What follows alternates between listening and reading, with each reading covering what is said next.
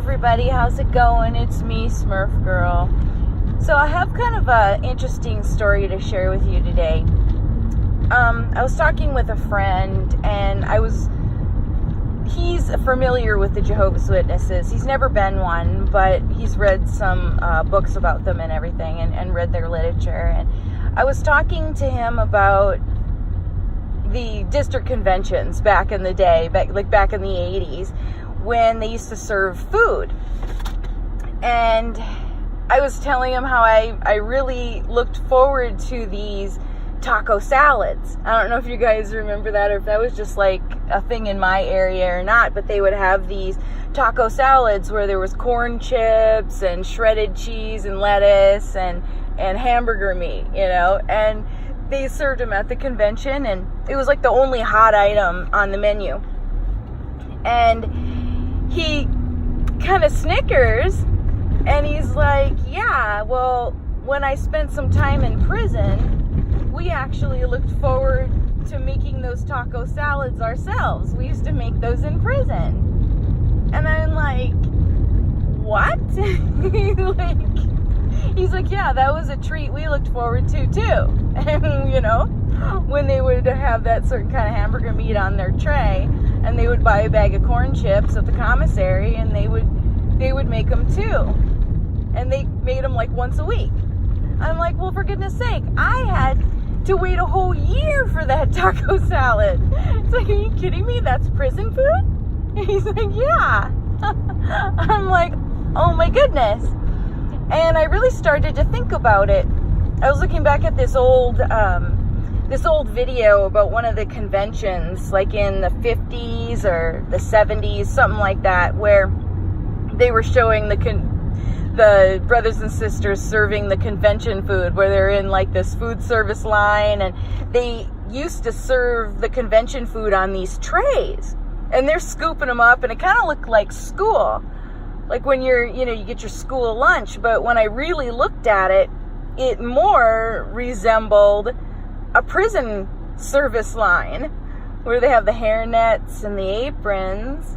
And so I did some research online about what it looks like in prison, and because there's this one show on, I think it's A&E or something, where it's called 60 Days In, and they show where people volunteer to go into the prison kind of like undercover.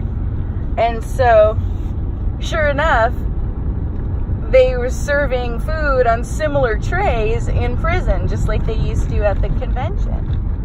And it's like, leave it to Watchtower to be the ultimate con men that they actually charged us money for prison food. Like even those hoagie sandwiches are sandwiches that they serve to prisoners.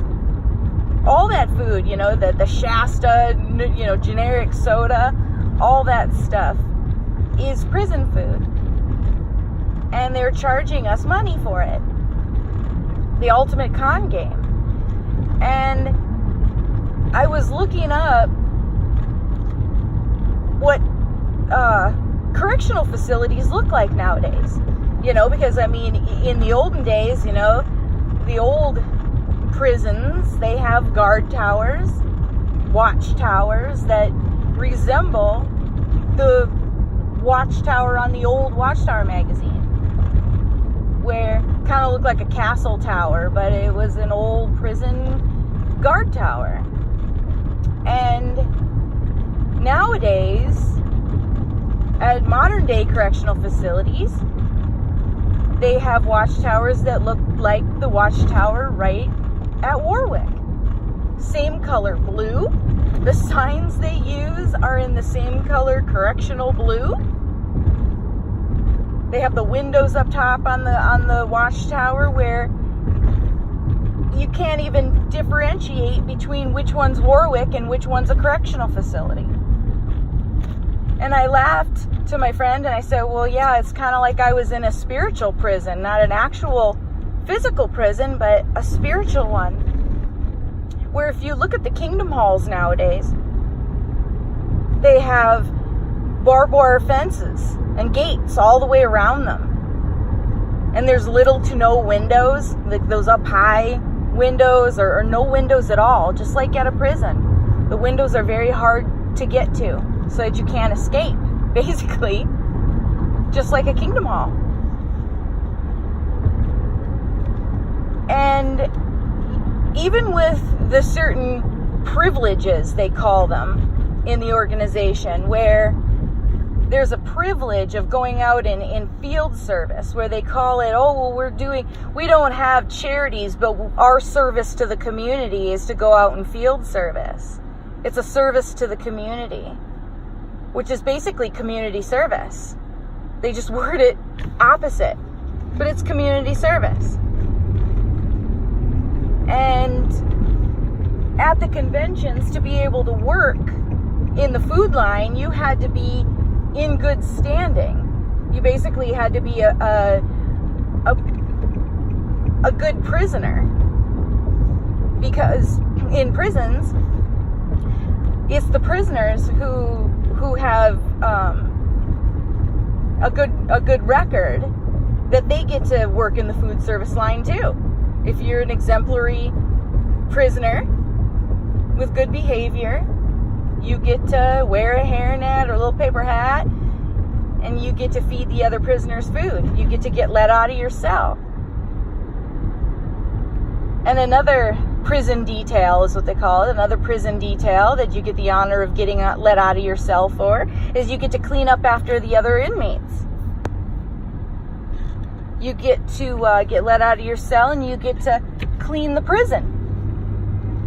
Just like at the Kingdom Hall or after the assembly, it's only the ones that are on good behavior where they get to clean up after the assembly is over. Just like the prisoners do at the prison, or they get work release and they get to clean up on the side of the road. And in fact, the brothers, when they're working attendant detail outside for parking lot duty or whatnot, they wear the same yellow vests that the prisoners wear. It's just they have attendant on theirs, whereas the prisoners have inmate on theirs. Well, what's the difference? They're both having to do it for free. They're both forced to do it. But with Jehovah's Witnesses, they're convinced that it's a privilege. And with field service, I think about this. What if, when you sinned or you got in trouble, if the elders said, instead of getting disfellowshipped, if they said, well, you've broken some rules. Actually, we feel that to pay for your sins, you need to do 80 hours of community service. You need to do 80 hours out in field service as a punishment.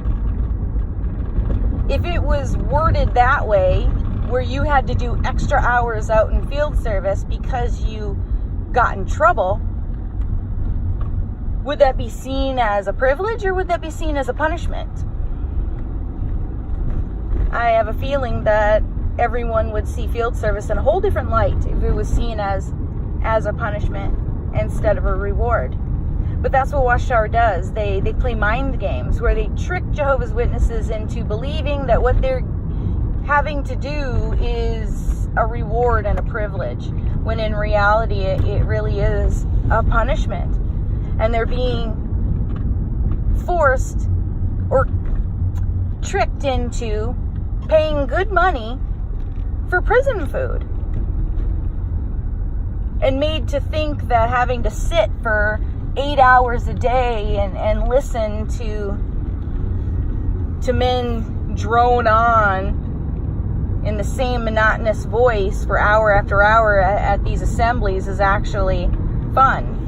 And then to clean up, it's like, oh no, you can't clean up after the assembly unless you're an exemplary Jehovah's Witness. Whereas if it was seen as a bad thing, like a chore, nobody'd want to do it. But here they're let out of their cell,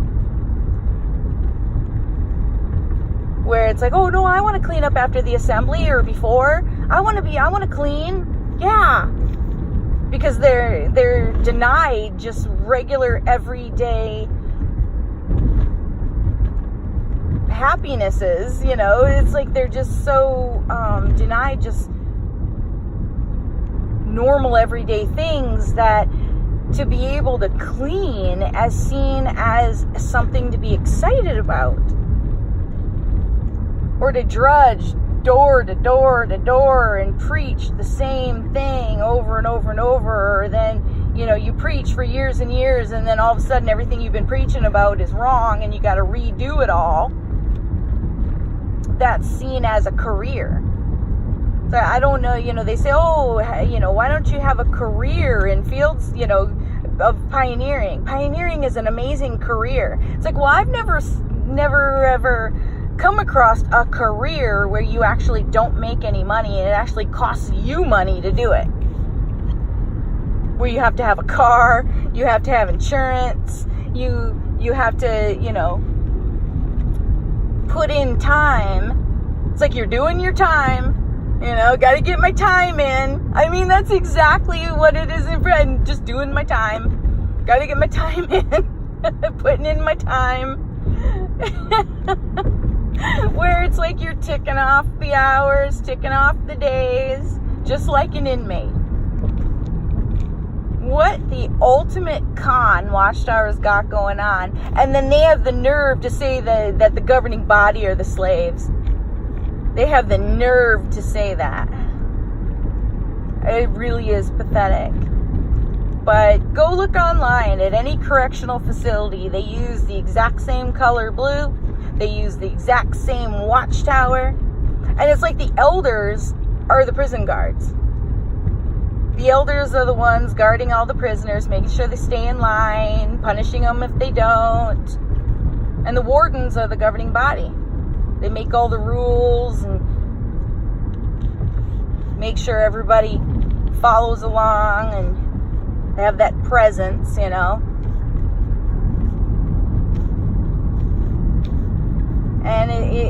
it's a spiritual prison. They call it a spiritual paradise. I mean, isn't that just the ultimate word game as well? Oh, it's a spiritual paradise. Well, if you call being in prison a paradise, but again, they like to spin these rewards, which are actually punishments. Just spin it as a reward.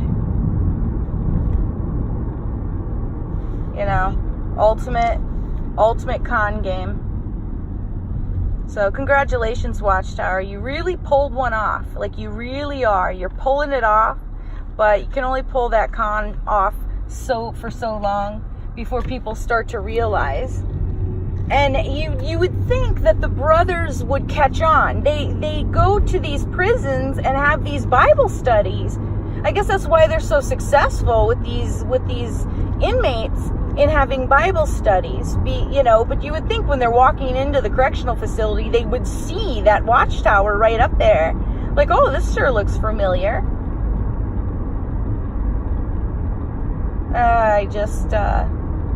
It's really sad. It's really sad, but I didn't see it either. I mean, it felt like being in prison, but, you just convince yourself otherwise. It's like, no, I want to be here. I like to be here. This is great. Because it seems like everybody else is enjoying themselves too. But just like in prison, you don't get to have birthdays. You don't have holidays. You are restricted in what you can watch on TV. Usually, certain guys, who are in charge, the inmates who've been there the longest, they're the ones who dictate what's on TV, or the guards dictate what's on TV. But at least in prison, in some of them, you can get education. You can get some free college courses.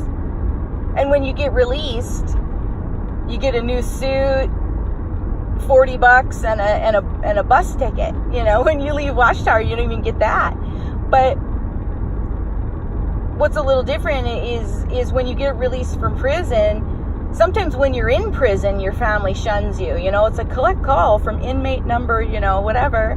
And they won't answer your phone calls when you're an inmate because, you've broken the law and you're being punished. But it's the opposite with Watchtower, where when you leave, then that's when you don't get your calls answered or people don't visit you anymore.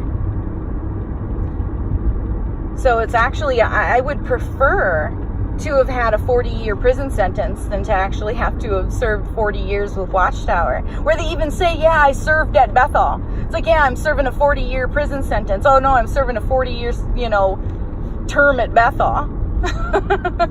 It's like, for goodness sake, it's even the same wording, where at least you get your freedom when you leave,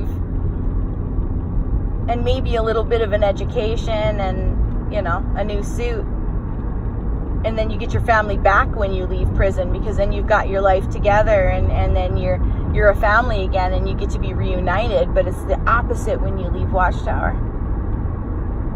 And so there's just no benefits whatsoever. It's a lose-lose situation.